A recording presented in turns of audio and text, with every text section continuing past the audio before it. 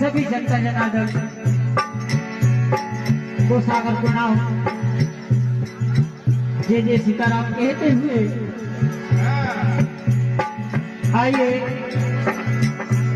सबसे पहले कोई भी कार्य किया जाता है सर्वप्रथम भगवान का जन्म की वंदना मानव चेतावनी और जो हमारे बीच आज हमारे दादाजी नहीं रहे उनके चरणों में दो शब्दों में श्रद्धांजलि